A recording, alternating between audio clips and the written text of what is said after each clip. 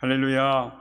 오늘도 우리 예배 가운데 함께 계신 주님을 찬양합니다. 그리고 또한 유튜브로 실시간 예배로 함께 하신 모든 성도님들께 하나님의 은혜와 평강이 함께 하시기를 기원 드립니다.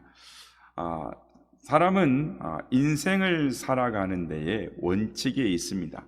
자기 나름대로 세상을 살아가는 이 방법이 있다라는 말입니다. 그래서 어떤 분은 부지런하게 살아라 라고 말합니다. 또 어떤 분은 성실하게 살아라 라고 말합니다. 또 어떤 분은 웃으면 복이 온다, 웃어라 라고 이야기하는 분도 있습니다. 그래서 자기 가게에 오시는 분들 어떤 일이 있어도 웃으면서 손님을 응대한다라는 것입니다. 실제로 어떤 집사님의 가게를 방문했더니 그 가게 출입문 위에다가 인사만 잘해도 먹고 산다라는 글귀를 이렇게 딱 적어놓은 걸 봤습니다. 아마 인사를 잘하면 그 가게에 오신 손님들이 그 가게의 이미지가 좋아서 다시 방문하게 된다라는 어떤 그런 숨은 의미가 있을 것입니다. 제가 정확하게는 알지 못하지만 그 집사님 가게를 딱 방문해가지고 그 길길을 참 한참 동안 바라보았습니다. 그런데 여러분, 신앙생활에도 이 대원칙이 있습니다. 우리 주 예수 그리스도, 우리 예수님을 따라간다라는 것입니다. 다른 말로 하면 예수님이라면 어떻게 하실까라는 것입니다. 우리 삶에 어려움과 고난이 있습니다. 시험이 있습니다. 그때 우리가 그 시험을 극복하는 방법이 있습니다. 그것은 예수님이라면 어떻게 하실까? 어떻게 하셨을까라고 생각하면서 예수님을 따라가는 것입니다. 오늘 본문은 예수님이 받으신 이 세 가지 사탄의 유혹과 시험에 관한 말씀입니다. 성도 여러분, 예수님께서 이 땅에 오신 목적이 무엇입니까? 오늘 많은 사람들이 그 목적에 대해서 착각하는 것을 보게 됩니다. 어떻게 착각하고 있습니까? 신앙생활에서 일어나는 일을 하나님의 관점에서 보지 않고 인간적인 관점에서, 즉 나의 관점에서 내 중심으로 그것을 생각하고 타협하려고 한다라는 것입니다. 마귀가 예수님께 시험한 첫 번째 시험이 뭡니까? 돌이 똑덩이가 되게 하라 였습니다. 즉 사단이 예수님께 사람에게 먹는 것보다 더 중요한 것이 어디 있느냐, 내가 이 땅에 사람들에게 해줄 수 있는 최대의 일이 이것이 아니냐, 모든 사람들이 너에게 기대하고 있지 않느냐, 얼마나 많은 사람들이 굶주림에 허덕이며 얼마나 그 너의 능력을 간절히 원하고 있는 것을 알지 않느냐, 저들이 지금 우선된 것이 무엇이냐, 너도 지금 굶어보니 배고픈 자의 심정을 이해할 수 있지 않느냐, 빨리 이 돌들로 빵을 만들어서 너도 먹고 저 굶주린 자들도 먹이라 라고 한다라는 것입니다. 실제로 예수님께서도 자신 40일을 금식하셨고, 그래서 배고픈 심정은 너무나 잘 이해하고 계셨을 겁니다. 우리 중에 금식하신 분들 경험이 있으실 겁니다.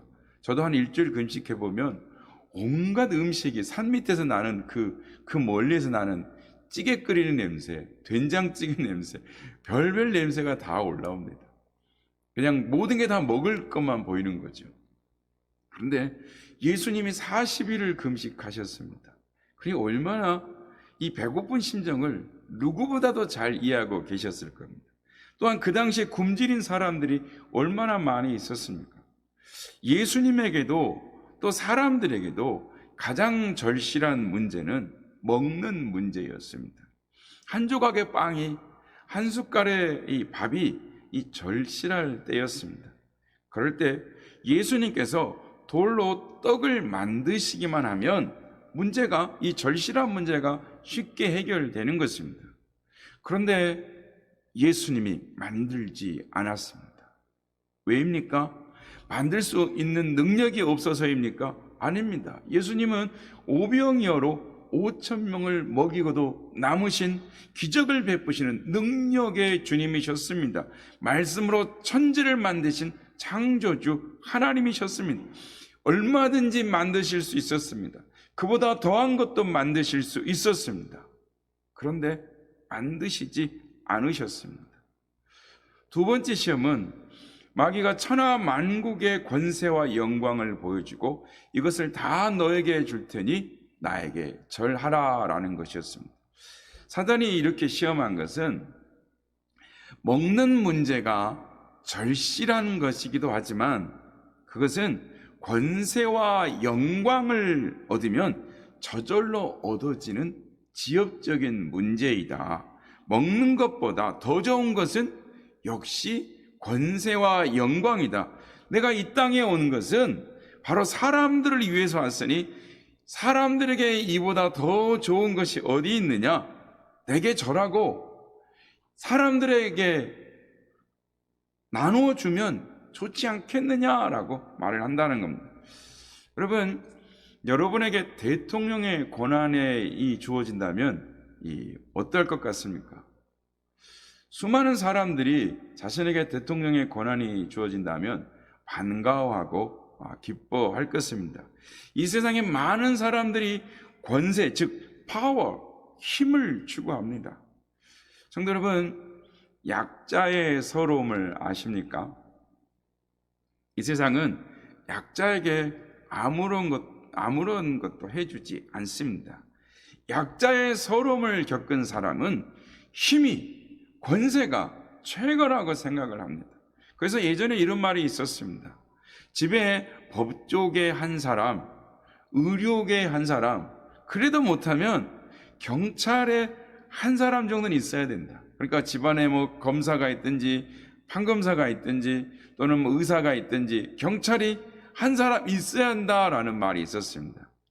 이렇게 말한 분들은 어려웠을 때, 약자의 입장에 처했을 때 약자의 서러움을 겪어본 사람들인 것입니다. 그래서 어떤 분은 교회에도 힘이 있어야 한다라고 말을 합니다. 그래서 제가 이렇게 말하는 분들에게 왜 교회에 힘이 있어야 하느냐라고 물어봤습니다. 그랬더니 힘이 있으면 방송국을 움직일 수 있답니다. 힘이 있으면 방송국을 뒤집을 수 있다라는 겁니다. 처음에 코로나가 유행할 때 방송국이 교회발이라고 하면서 공정한 방송을 하지 않아서 교회가 사회적으로 너무나 타격을 받았다라는 겁니다. 그래서 교회가 힘을 가져야 한다라고 말하는 분을 만나보았습니다. 여러분, 힘이 얼마나 좋습니까? 영광이 얼마나 좋습니까? 권세가 얼마나 좋습니까? 예수님께서 우리에게 그것을 주신다라고 하면 그것보다 더 귀한 것이 어디가 있겠습니까? 그런데 예수님은 단호하게 거절하십니다. 한 방에 거절하시는 것입니다. 여러분, 왜 거절하셨습니까? 사람들에게 권세와 영광을 주면 사람들이 교만해져서 예수님을 대적할까 싶어서일까요? 사람에게 주기 싫어서일까요? 아닙니다. 당신의 몸도 아낌없이 우리에게 주시는 주님이신데 주기가 싫었겠습니까? 그렇다면 왜 거절하셨을까요? 마지막으로 마귀가 예수님을 성전 꼭대기로 데리고 가서 내가 하나님의 아들이거든 뛰어내리라. 그러면 성경에 기록한 대로 하나님이 너를 위하여 천사들을 명하여 너를 지키고 그들이 너를 손으로 받들어 내 발이 돌에 부딪히지 않게 하리라 라고 말합니다. 예수님이 하나님의 아들이라는 것을 증명하게 되면 모두가 예수님이 최고라는 것을 알게 돼서 예수님을 따르게 될 것이 아니냐라는 겁니다. 이것보다 더 중요한 문제가 어디 있느냐? 먹는 문제보다 권세와 영광을 주는 것보다 더 절실하고 필요한 것이 이것이 아니냐? 그러니 뛰어내려라. 신적인 능력을 보여서 하나님의 아들이라는 것을 증명하라는 것입니다. 그런데 예수님께서 마귀에게 호통을 치십니다. 오늘 보면 12절 말씀입니다. 예수께서 대답하여 이르시되 주 너의 하나님을 시험하지 말라 하였느니라 라고 말씀합니다. 저는 오늘 본문 말씀을 묵상할 때 첫 번째 말씀은 사람이 떡으로만 살 것이 아니니라. 두 번째는 하나님 외에는 경배하지 말라라고. 그런데 아마 세 번째는 저는 예수님께서 호통을 치셨을 거다라고 생각을 합니다. 제가 왜 이렇게 생각하는지 조금 후에 말씀을 드리겠습니다. 아무튼 마귀가 시험을 다하고 예수님을 떠나갑니다. 여러분, 여기까지가 우리가 아는 예수님의 시험의 이야기입니다. 성도 여러분, 오늘 본문을 가지고 많은 설교를 들어보셨을 것입니다. 그런데 여러분, 왜 성경은 예수님이 시험 받으신 사건을 성경에 기록하고 있는 것일까요? 예수님께서 시험 받으신 사건을 마태복음, 마가복음, 누가복음에 기록하고 있습니다. 이 세 복음서를 공관복음이라고 합니다. 공통적인 관점을 가지고 있다라고 해서 공관복음이라고 합니다. 그렇다면 공통적인 관점은 무엇일까요? 그것은 예수는 그리스도다라는 것입니다. 예수님이 우리를 구원할 자라는 것입니다. 우리를 죄에서, 죽음에서 구원할 자, 구세주 메시아라는 것입니다. 그런데 이 예수님의 시험받은 사건을 인간적인 관점에서 보면 떡의 문제요, 영광과 권세의 문제요, 능력의 문제가 되고 마는 것입니다. 그래서 우리가 신앙에 어떤 오류에 빠지게 되느냐 하면, 예수님, 이제 우리가 예수님을 믿었으니 이제는 돌로 떡을 만들어 주세요. 그래서 우리로 하여금 배불리 먹게 해 주십시오. 마귀의 말에도 일리가 있지 않습니까? 당신의 제자들이 굶고 있다면, 당신의 백성들이 굶고 있다면 당신의 체면이 말이 아니지 않습니까? 예수님, 안 만드시면 우리가 직접 만들겠습니다. 이러면서 너도 나도 그리스도인들이 빵 만드는 일에 혈안이 되어 있습니다. 정신없이 빵을 만들고 있습니다. 만들기만 하는 것이 아니라 만들어서 쌓아놓고 있습니다. 또 예수님께 부탁하기를, 예수님, 권세와 영광을 마귀로부터 받아서 우리에게 주십시오라고 합니다.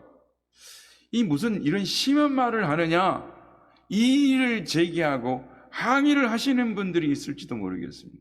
성경에 어디 그런 내용이 있냐고. 근데 여러분, 많은 분들이 이렇게 말하지 않습니까? 신앙생활도 좋지만 그래도 일단 돈 벌어서 사는 문제가 제일 급한 거 아닙니까? 우리가 이런 생각을 얼마나 자주 합니까? 목사님, 먹고 사는 일이 해결되면 교회 생활 좀 제대로 할 수 있겠지요, 여유가 있겠지요 라고 말합니다. 그거 한번 굽신거린 건 뭐가 힘듭니까? 십자가에 못 박히는 것보다 더 간단하고 쉽지 않습니까? 예수님이 안 하시면 저희들이 하지요.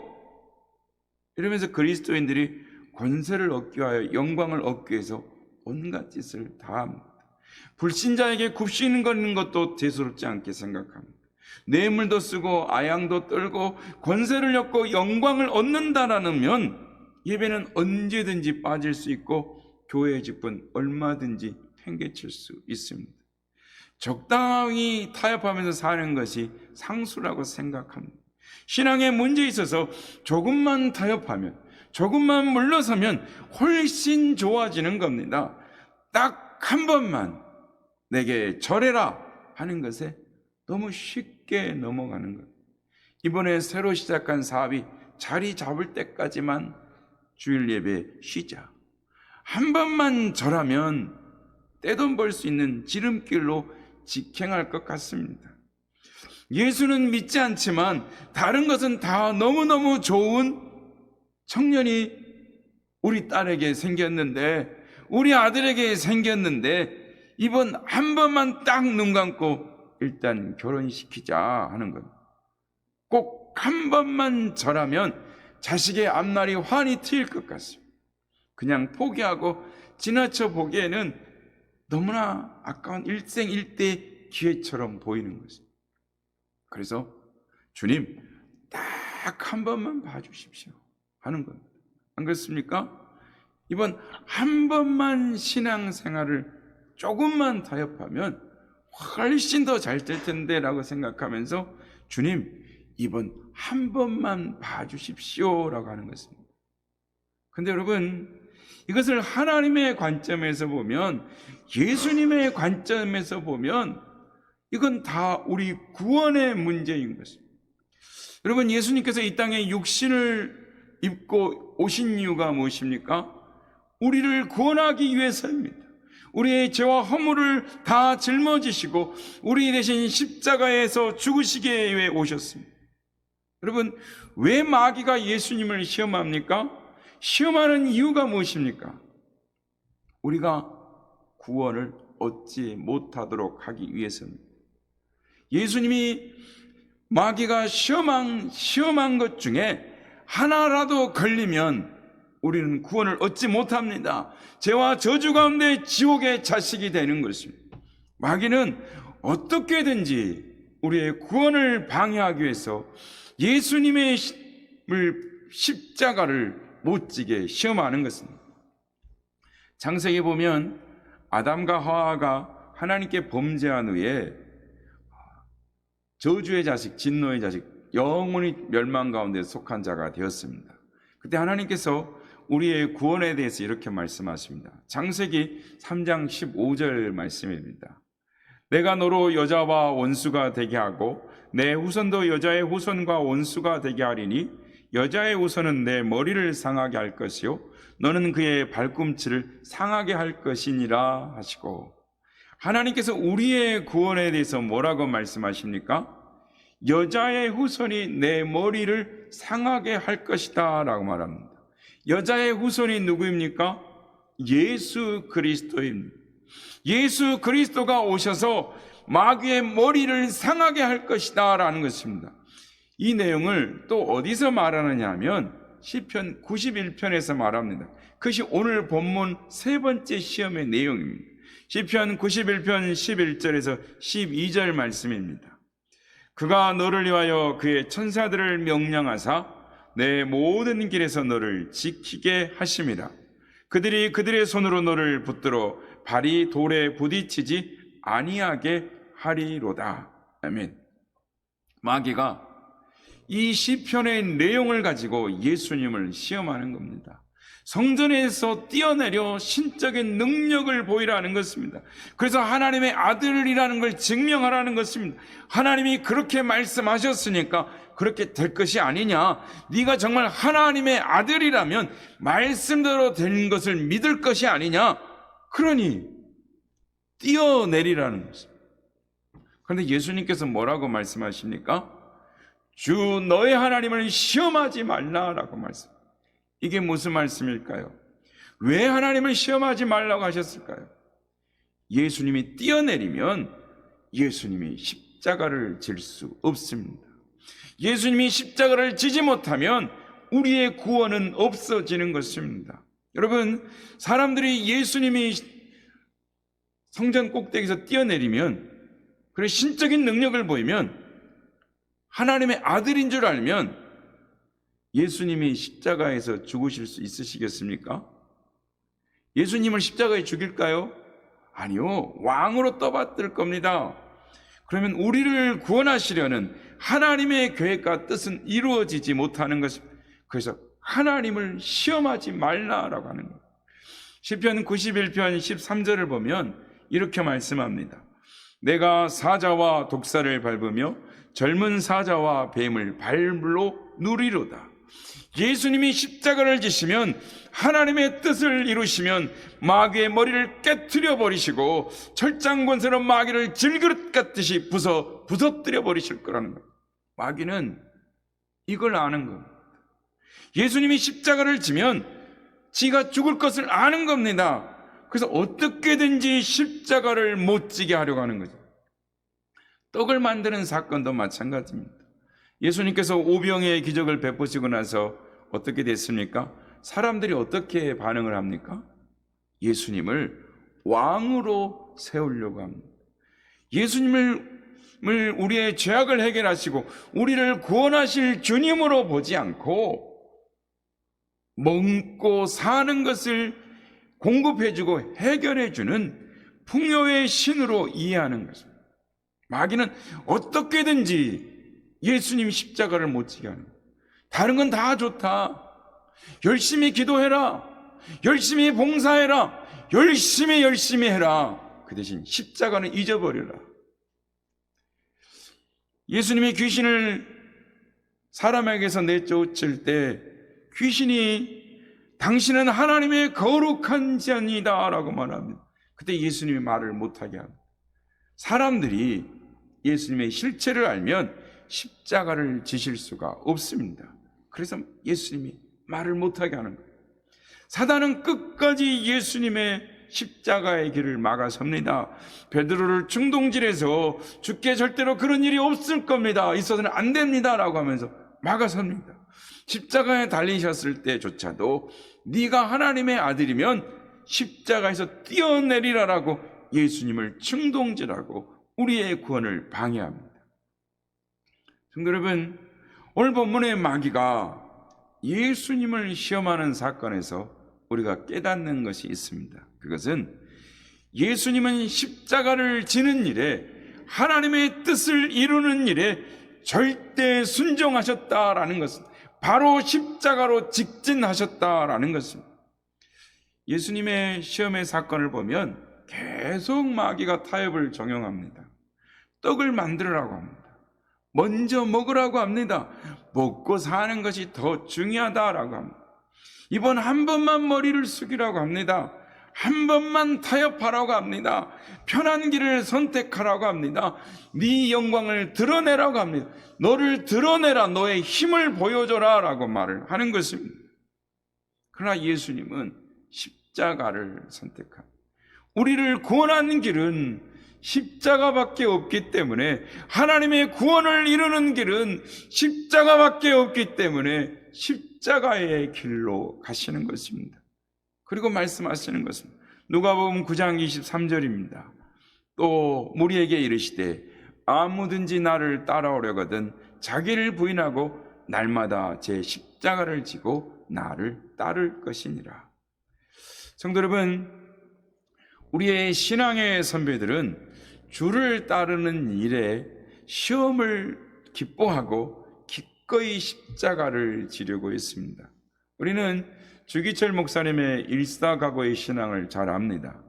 순교하시기 직전에 감옥에서 풀려났는데 그것은 일본 경찰의 시험이었습니다. 모진 고난을 받았기에 가족들을 만나면 생각이 달라질 줄 알고 목사님을 시험 삼아서 살짝 내보냈던 것입니다. 그러나 주 목사님은 엉망진창이 된 몸을 가지고 집이 아니라 교회로 가셨습니다. 사랑하는 교우들과 만나서 주기철 목사님, 경찰들이 감시하는 교회에서 5종목 나의 기도라는 제목으로 설교를 합니다. 지금 이 순간 나는 5가지 기도의 제목을 가지고 나왔습니다. 첫째, 죽음의 권세를 이기게 하여 주옵소서. 둘째, 장기적인 고난을 견디게 하여 주옵소서. 짧은 고난은 견디겠지만 장기적인 되면 주님을 부인할까 두렵습니다. 셋째, 노모와 처자를 처자와 교우를 주님께 부탁합니다. 넷째, 의에 살고 의에 죽게 하여 주옵소서. 마지막 5째, 내 영혼을 주님께 부탁합니다. 결국 주 목사님은 다시 붙잡혀 들어가서 끝까지 믿음을 굳건히 하다가 죽음의 자리로 나아가셨습니다. 성도 여러분, 성도의 삶에는 주님의 말씀, 주님의 방법, 주님의 길이 아닌 다른 식으로 살아도 된다라는 수많은 유혹이 우리에게 있습니다. 그리고 그 길이 더 효과적인 것 같고 빨리 가는 길 같고 조금 더 편안한 길로 보이는 것도 사실입니다. 그러나 여러분, 만약에 주님께서 십자가의 길을 피하셨다면 우리는 구원받을 수 없습니다. 주님은 우리의 구원자가 될 수 없었을 것입니다. 그러므로 신앙생활이란 처음부터 하나님의 방식, 주님의 방식을 고수하는 것입니다. 성도들은 남들처럼 세상에서 돈을 더 많이 벌 수도 있고 명예와 권세를 얼마든지 구할 수도 있습니다. 그러나 그것이 신앙의 걸림돌이 된다면 과감히 버리고 포기해야 하는 것입니다. 성도 여러분, 2주 후부터는 이 야외에서 마스크를 벗을 수 있다라는 이 뉴스를 보셨을 것입니다. 저는 그 뉴스를 보면서 지난 2년간의 이 우리 한국 교회의 성도들의 신앙생활을 잠깐 생각해 보았습니다. 여러분 2년간 어떻게 사셨습니까? 곧 코로나가 끝난답니다. 풍토병으로 2급 풍토병으로 인정돼서 이제 코로나가 끝난답니다. 2년간 어떻게 사셨습니까? 많은 분들이 한국교회 위기라고 합니다. 코로나 이전에도 이런 말이 있었지만 코로나 이후에는 더 위기다라고 말을 합니다. 여러분, 한국교회 위기가 무엇인가요? 여러분, 한국교회의 위기는 교인 수가 줄어드는 것이 아닙니다. 교인 수는 줄어들 수도 있고 늘어날 수도 있습니다. 그것은 현상일 뿐입니다. 교회의 본질적인 위기는 교회의 성도가 고난의 신앙을 저버리고 있다는 것입니다. 한국교회는 고난이 극심했던 구한말과 강점기에 오히려 생명력이 넘쳐났습니다. 그들은 소수자였습니다. 사회적 약자였습니다. 하지만 세상은 교회와 교인들을 존경했습니다. 한국교회는 소수였지만 세상에 대하여 영향력이 있었습니다. 우리 민족이 교회를 의지했습니다. 교회가 한국전쟁이 지나고 군부 독재에 맞서 싸우며 폐허가 된 국가를 세우기 위해서 낮은 자리로, 고난의 자리로 기꺼이 나아갔습니다. 세상의 사람들은 그런 교회를 보고 민물처럼 교회로 들어왔습니다. 그러므로 비약적으로 교회는 성장을 이루었습니다. 하지만 고난이 사라지고 경제적으로 안정이 되자 한국교회는 조금씩 본질을 잃기 시작했습니다. 교회 건축에 온 힘을 쏟기 시작했고 지도자들은 권력과 금력에 취하기 시작했습니다. 그래서 한국교회는 급속하게 영향력과 생명력을 잃어버렸습니다. 성도 여러분, 한국교회가 회개하고 십자가 아래로 있는 십자가를 붙드는 신앙으로 돌아가지 않으면 앞으로는 쇠퇴를 막을 수 없습니다. 통계에 의하면 지난 15년 동안 129만 명의 성도들이 줄어들었습니다. 15년 동안 10,000명이 출석하는 교회가 129개가 사라진 것입니다. 2030년이면 한국교회 성도는 300만 명이 못 될 것이다 라고 합니다. 1,000만 성도를 자랑하던 한국교회가 이제는 10년도 남지 않았습니다. 300만, 3분의 1, 4분의 1로 줄어들게 될 거라는 미래학자들의 말도 있습니다. 여러분, 이런 상황을 극복하는 길은 교회의 본질로 돌아가는 것입니다. 예수님의 십자가를 붙들고 예수님을 따라가는 것입니다. 십자가의 신앙을, 고난의 신앙을 회복해야 하는 것입니다. 마지막으로 선다스인과 간디의 대화를 소개하고 말씀을 마치려고 합니다. 이 두 사람의 대화가 우리에게 의미가 있다라고 생각합니다. 선다스이 마하트마 간디에게 어떻게 하면 기독교가 인도를 정복할 수 있는가라고 물었습니다. 그러자 간디가 이렇게 대답했습니다. 첫째, 당신 같은 그리스도인들이 예수처럼 살아야 합니다. 둘째, 당신은 기독교를 타락시키거나 손상시키지 말고 그 가르침을 실천해야 합니다. 셋째, 당신은 사랑을 강조해야 합니다. 사랑이야말로 기독교의 핵심이자 생명이기 때문입니다. 예수 그리스도는 훌륭하신 분이십니다. 그러나 그리스도인들이 그분을 닮지 않습니다. 당신이 그리스도처럼 산다면 당장이라도 인도가 당신의 발 앞에 무릎 꿇을 것입니다 라고 말했습니다. 성도 여러분, 예수님은 공생의 첫 순간부터 마지막 순간까지 십자가의 길을 가셨습니다. 주님은 말씀하십니다.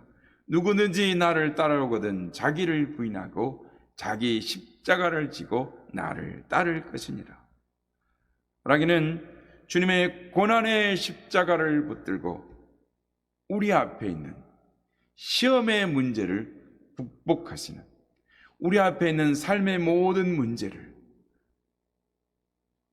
또 권세와 영광, 능력의 문제로 바라보는 것이 아니라 주의 십자가, 고난의 십자가, 보배로운 십자가의 신앙을 회복하심으로 주께서 기뻐하시는 주님을 따라가는 주님의 참 백성들, 하나님을 기쁘시게 하는 하나님의 백성들이 다 되시기를 예수님의 이름으로 축복합니다.